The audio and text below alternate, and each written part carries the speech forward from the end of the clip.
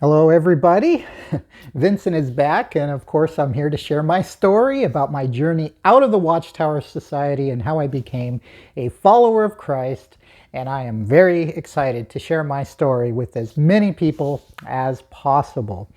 Well, what are we going to talk about today? Well, today we're going to talk about what I promised we were going to talk about in the last video, and that is time, love, and Jehovah's Witnesses.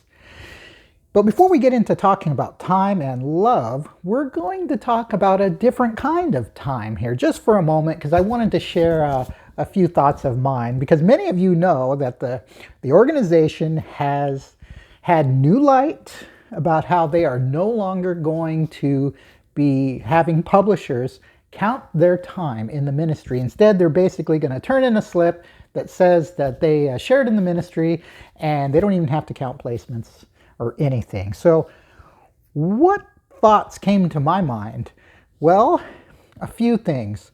First of all, why are they doing this? I think it's pretty obvious why they're doing it, because the Watchtower Society is a sinking ship, and they can no longer sustain all of these false reports about all the time people are spending in the ministry and placements, because there's no growth in the Watchtower organization. So that's primarily what I believe is what's causing this new change. But in addition to that, I was thinking about who in their right mind would turn in a slip that says they did not share in the ministry. Why would they even have to turn in a paper that says that they shared in the ministry? There is no reason for that whatsoever. And in fact, because anything can be considered the ministry, all a person has to say now is, I'm one of Jehovah's Witnesses. Or they can just throw the name Jehovah somewhere and then turn in a slip that says they shared in the ministry. Who is going to spend hours and hours writing letters, knocking on doors, when that's all they need to do is turn in a slip? And it's going to be so easy for people to justify doing very little in the ministry, because, if they're thinking of God, they're going to think, God understands my situation, my work situation, the fact that I have children, the fact that, I'm sick, I'm not feeling well, and they're going to find many, many reasons to just turn in a slip and actually have spent very little time in the ministry. So that's what I believe is going to happen. Because in the end, the Watchtower Society does not care anymore about the ministry. There was a time when the ministry served to bring people in the organization, but for some time now, that has not been the case. It's been just to keep people busy. Well, now I think people are going to be less busy, and once a publisher gets a taste of that freedom, are they really going to join pioneer ranks and start turning in time again? I don't think so. I don't think you're going to see an influx of pioneers, which brings us to another subject. When it comes to pioneering, why do the pioneers have to turn in time? Well, here's the reason. It's because if pioneers do not turn in time, there is no reason for that position anymore. The pioneer concept would have to go away. So that is the only reason why they have to count time. And what many are going to find is that after a while of pioneering, they're probably going to decide just to go back to being a publisher, because they're just going to be so tired at times, because even now, pioneers, many of them are just exhausted, but they continue to pioneer because it's all about being somebody special, having a name perhaps for themselves. But anyway, I think even some of them are going to eventually leave the role of a pioneer.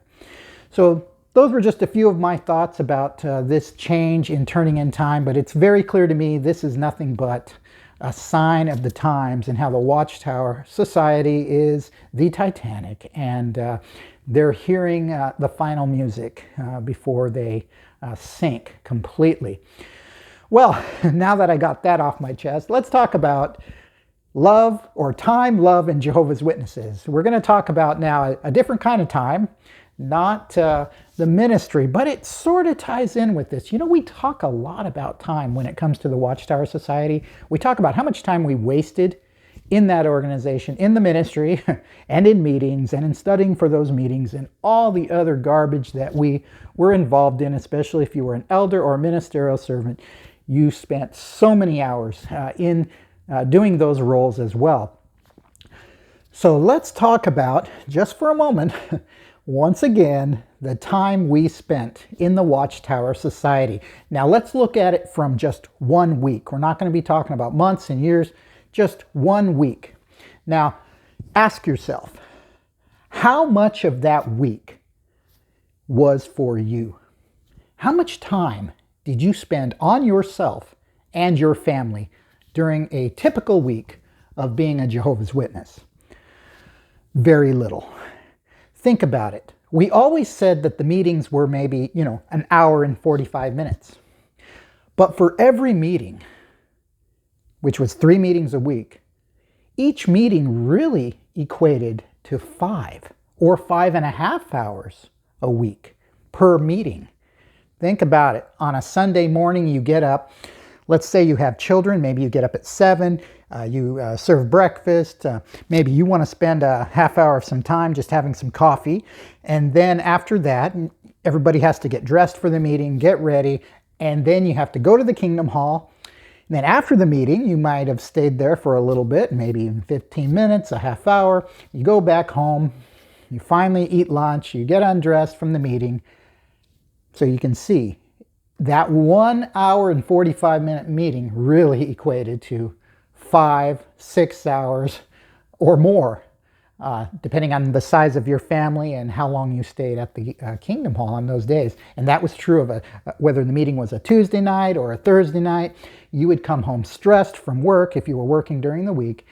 And all of that time, from the time you stepped foot in your house till you got back to the meeting, that was time dedicated to the Watchtower Society. And, then came the weekends. Of course, you had knocking on the doors. Most people went out from, the morning till noon. So again, you had to get ready for that day of service. You had to go out in the ministry, come back, same thing. It would probably be 12:30, maybe 1 o'clock, when finally you could spend some time for yourself or for your family. And then if you were an elder or a ministerial servant, so many evenings of your time was spent at a desk preparing parts for meetings, which took many hours of writing and practicing and all of that. We can't say this enough. You had very little time for yourself or for your family in the typical Watchtower week. And that's just going with, I'm thinking of just a normal schedule, like for a man working Monday through Friday. Maybe the wife worked during the week as well. But many people have crazy schedules and they're trying to balance Watchtower with their daily life. And it's very difficult. Very little time, again, for yourself or for your family. So that factor, the issue of time, really had an impact, especially for me, when it came to showing love for people, both inside the organization and outside of the organization. Now, these videos, they're about my journey out of the Watchtower Society. So I'm really thinking of myself when I talk about these things. But at the same time, when I was in, I would observe these things around me with other people. Now, some people might think, well, if you're always observing different things like that, weren't you awake? Well, no, I wasn't. It was still God's organization. And for those that were of spiritual minds, we thought that, it was like the nation of Israel. You had all these bad things going on and God was going to cleanse it. And perhaps you had a part in ridding some of the badness that was going on in the Watchtower Society. So you would see this type of conduct in other people. Well, what kind of conduct are we talking about? Well, again, time. That really affected our view of love. And how did it affect people? Well, we're going to talk about 3 modes. Now, we know what a mode is. A lot of different machines have different modes. Like I have a massager here at the house, and it has 3 modes. And the thing about modes is you can only have one mode at a time. running. You cannot have 3 modes running. You have to have one only. Let's keep that in mind because we're going to talk about the 3 modes that most people had in the Watchtower Society. Those modes were Watchtower mode, the me mode, and the love mode. Now, the love mode, we're going to give that a nickname, and that is the get her done love mode. And you'll see why. So if you were an elder like myself, or a ministerial servant, or a pioneer, most of the time you were in the Watchtower mode. I mean, you were so busy, like if you enjoyed giving talks, as tiring as it was preparing them, you were focused on preparing your talk, giving the talk. When you were out in the ministry, say you're pioneering, you were focused on pioneering. And Watchtower mode, your Watchtower duties, in your mind, they were priority over everything. And everyone in the organization kind of knew that Watchtower duties were of priority. So you were constantly, as long as you were busy doing organizational things, whether it was simply studying for a meeting, going to a meeting, service, taking care of the circuit overseer, whatever activity you had in connection with the Watchtower, that was Watchtower mode. And so many of us were in that mode most of the time. And that's what the Watchtower Society wants. They want us always to be in the Watchtower mode. And there is a problem with that because there is, like I said, 3 modes.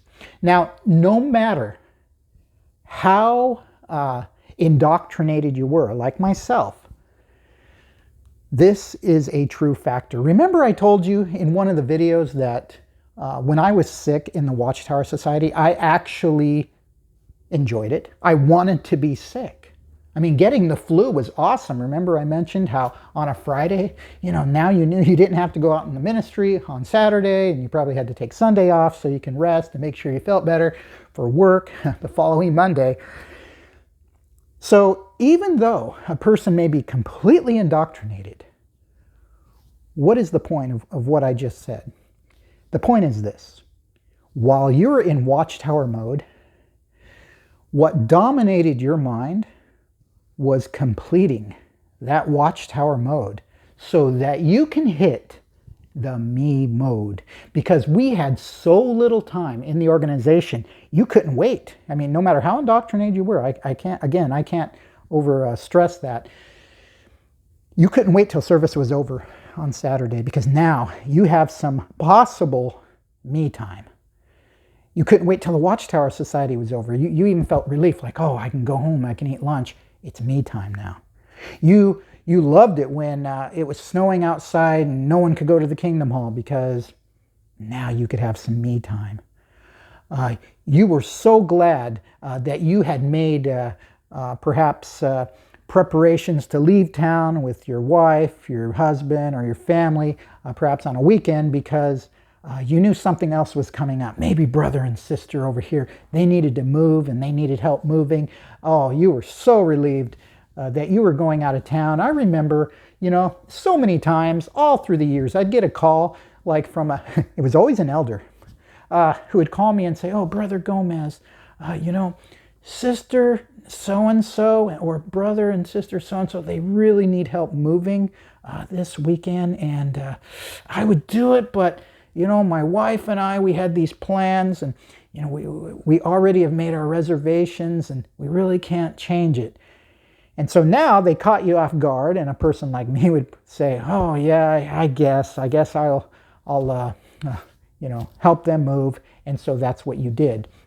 So witnesses were always desperate to hit that me mode after they were done with Watchtower mode. Now the problem with the me mode though is sometimes it didn't work. You were like, man, why can't I get this to work? Why do I say that? Because you would come home from the ministry on a Saturday or Sunday after the meeting, and we have other responsibilities besides Watchtower. I mean, we have to clean our homes, we have to clean our cars. If you have a family, have you ever tried to clean a Dodge Caravan when you have a family of like 4 kids? I mean, it takes hours just to get the inside of that car clean and the outside clean. I mean, you would come home from a meeting and spend 3 hours or more just cleaning your vehicle. Then you have to go grocery shopping. You have to take care of other responsibilities as well. So even when Watchtower mode was not functioning and now you're in me mode, sometimes that didn't work as well, and you were so frustrated to not have that time for yourself. In fact, if you were like me, I would get I'd get upset when and this is, see, now I'm revealing the truth about how I was in the Watchtower Society. If an elder called me and wanted me to help somebody move, I'd get upset because now the me mode is not working. Now I have to go turn on the love mode, and we're going to talk about that in just a moment. But the point is, you and I, we were desperate to get done with Watchtower duties so that we could have a little time for ourselves. And the thing about the Watchtower, because they tied up all of our time, so when a weekend came and you went out in the ministry and then some elder calls you to help somebody move, what happens? Well, now you got to wait another week before you have free time for yourself, because now Sunday's going to be tied up. Maybe now you got to mow the lawn. Maybe Saturday afternoon was the only time you had, for yourself, and now you're doing this. So now you got to wait till next weekend to have any time, because during the week you work, there's meetings, and there's things to do as well in connection with the Watchtower Society. So really, the me mode, although we were always functioning in the Watchtower mode, the me mode dominated our minds, because when it was done, we couldn't wait to hit the me mode. And remember, as I said, just like a machine, when you have different modes, you can only have one mode operating at a time. Now we get to the real point of this video, and that is the fact that our view of time, the way the Watchtower Society robbed us of time, we could not find time for ourselves. And so since we could not find time for ourselves, how did we feel about finding time for other people? And I'm not talking about our closest friends. Those people, we may have gone to their house many times. I had like 3 friends over 25 years of time. And I'd go to their house quite a bit, but I'll be honest with you, and this is not self-pity. In all 25 years, from the time I moved to the Pacific Northwest till, just 10 years ago, myself and my family, we were only invited, I would say, like maybe a handful. I don't even know if it was two hands, 10 times that we were invited, say to a meal as a family over to someone else's house. That never happened. And again, I'm not talking about close friends. I'm talking about other elders, other ministerial servants, other people in the congregation. That is really amazing. That very few people, we're talking just a handful of times, invited us over. Why? It's because they were in Watchtower mode or me mode. Nobody wanted to really take time out of their schedule to spend with other people. They wanted to take care of themselves. So now let's talk a little bit more about the love mode. Because when you're showing love to people, for myself, now remember I said I loved people in the congregation spiritually, and I did. I wanted to build people up spiritually, but when it came to other more practical ways of showing love, I did not show Christ-like love. Why? Because most of the time I was in the other modes, Watchtower mode or me mode, and I really didn't want to take away from those two things, especially the Watchtower, to show love for people. Now, I'm going to give an example, and really this exposes myself, but it also exposes how other people think as well. I was asked one time to go to an older man's home. His wife had died, and he was a very popular circuit overseer in our area.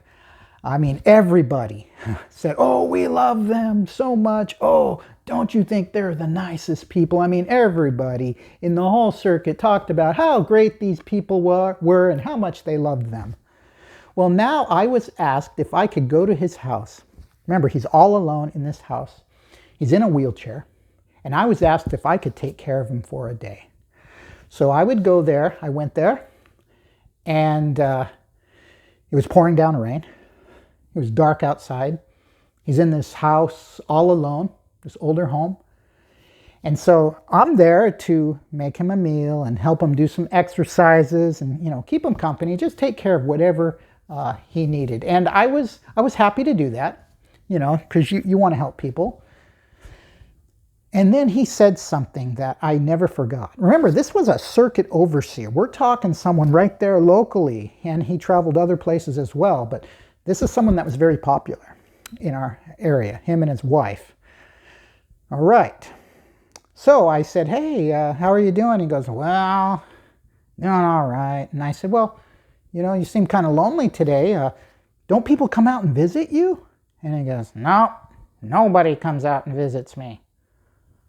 I'm like, what? No, nobody comes out to visit you? What are you talking about? He goes, nope. There's only 2 people that I see once in a while. And he gave me their names. And I said, are you serious? You mean they're the only ones that come over here to see you? And he goes, yep. He was so depressed. I was depressed just being there and hearing those words. And I remember sitting there and thinking, what in the world is going on? People in his own congregation don't even come over to see this man. I thought they loved him. I thought he was special. I thought they appreciated all the hard work he had done. And now they're not even there to take away some of his loneliness now that his wife died. That really affected me, and it made me angry. Well, but was I guilty of what I was angry about? Yes. Why didn't I go visit him and keep him company? Well, it's because, remember, priority is watchtower mode. I mean, you just think about Christ Jesus, and now think of someone in the watchtower. Let's say I'm going to give a talk out of town, and someone calls me, like another elder says, hey, do you want to take today and go stay with this older man in this house? He's very lonely. It's very depressing, and he just can't handle this anymore, being so lonely. What would a person like me say? Oh man, I would love to, but I got to talk out of town and stuff. Would Christ Jesus accept such garbage, such nonsense talk? No. God is love. What a person like me should have done is drop anything that I was doing and go to that person's house and show love for them. But I shouldn't even have to be told that. I should be going to his house because I'm thinking about him, because I truly love those people. But that's not the way I thought, and that's not the way the majority thought in the congregation, especially when it came to older ones. And this now makes me very angry. I was angry when I heard this from the stage in the past. Now it really makes me angry, but at the same time, I was guilty of this as well, although I never lied about this.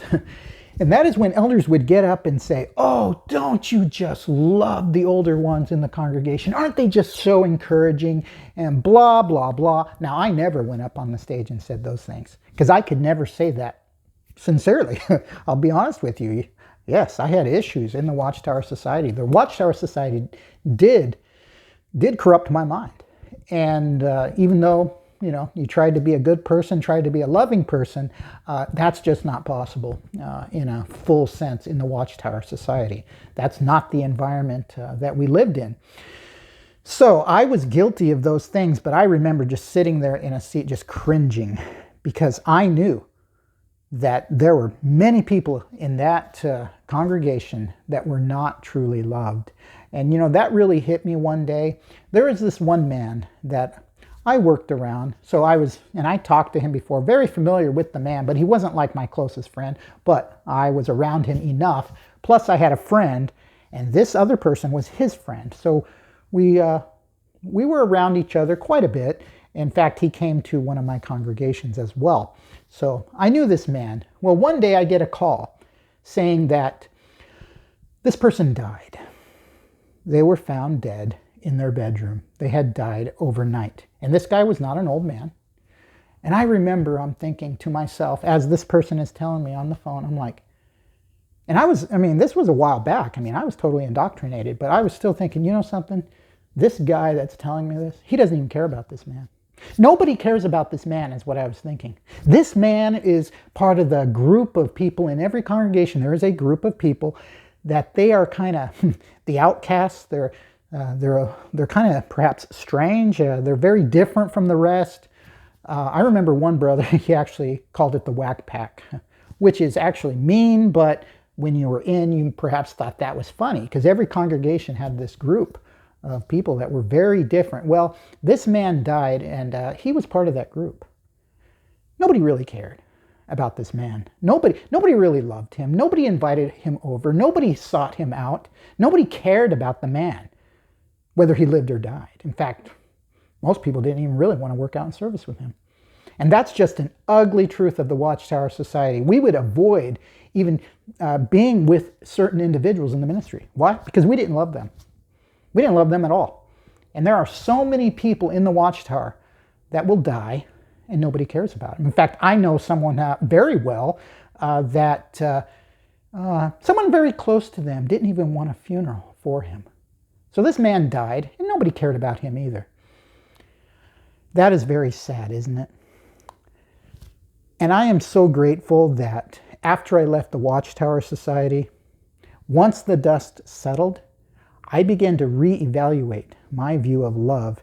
And not only did I reevaluate, it was just kind of natural, actually, to begin to look at love differently, especially when I became a follower of Christ. I began to look at everyone, including family, friends, people on the outside.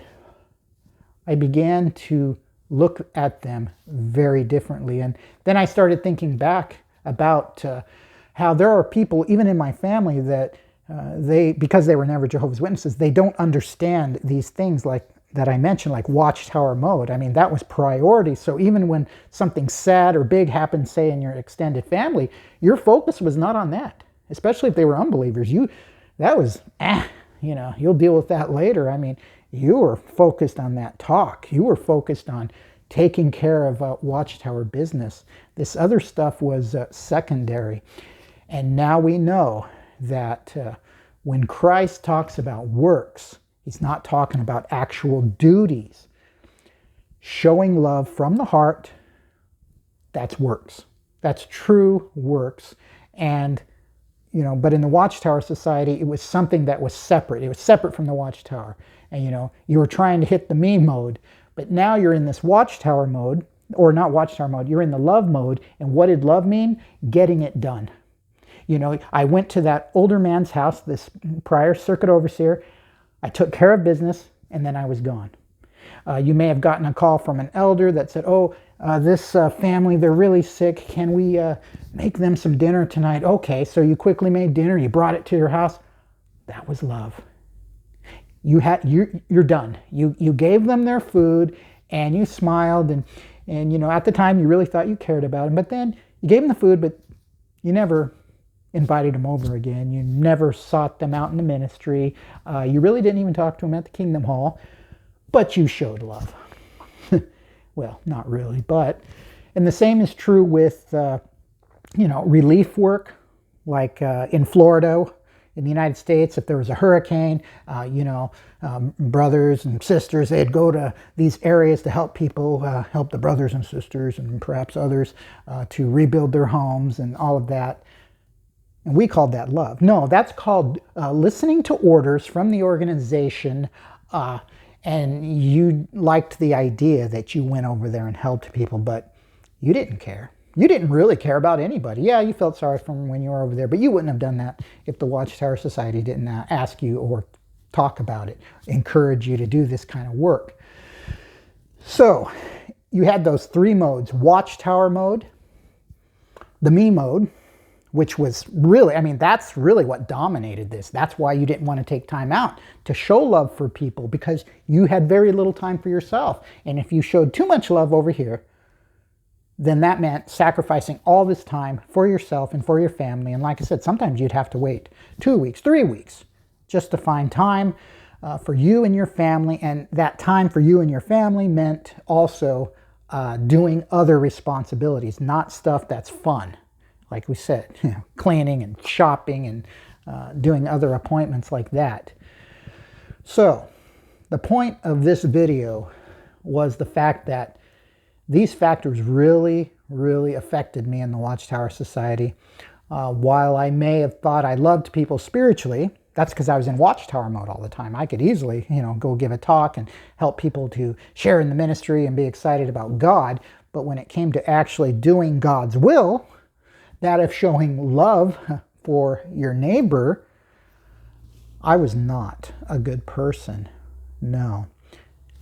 Christ totally changed my view of love once he found me.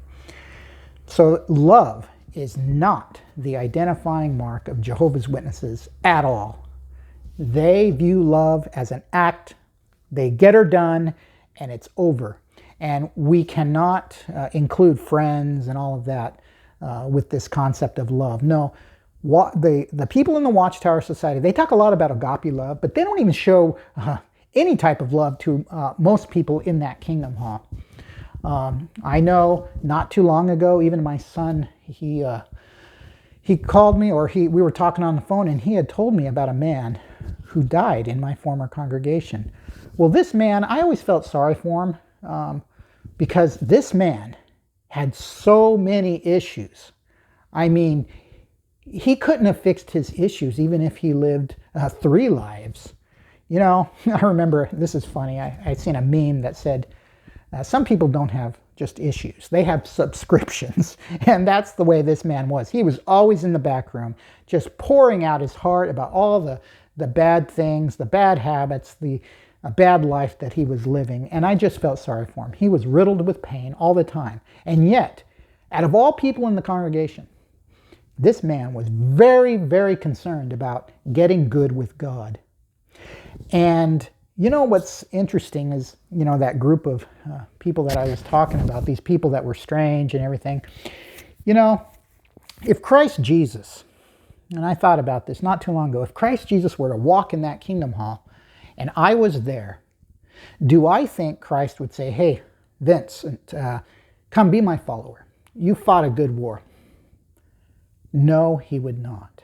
I believe he would look at this group of other people in that kingdom hall, all these misfits, and say, you people, come be my follower. Why? Because in the Watchtower Society, these people that were not really loved, they usually were the most genuine people. And they really wanted God to come in and fix their problems. They were always talking about, paradise and all of that. A lot of them were pretty simple in the way they looked at things, but, they were very sincere, and many of them wanted to do so much better in the organization because they believed it was God's organization, and they just wanted to improve their lives. But again, how Christ viewed those people is very different from the way I viewed those people when I was in, and it's very different from the way most Jehovah's Witnesses view them. Jehovah's Witnesses have a very warped view of love. And for myself, I am so grateful to be out of that organization so that I can truly know and understand what love is. And of course, I have a lot to work on. We all have things we need to work on. And love is something that all of us can work on, isn't it? And I'm always trying to consciously think about that. Well, we're going to end the video here, but I just wanted to talk about that, how Jehovah's Witnesses only exist in 3 modes of thought, and they never have all of them running together because none of them work in harmony. You can't harmonize Watchtower mode with true love. Not possible. And you can't have a balanced life, which includes you and your family, in with the whole Watchtower machine. All right. So till the next video, please like, subscribe, share, and we'll catch you then.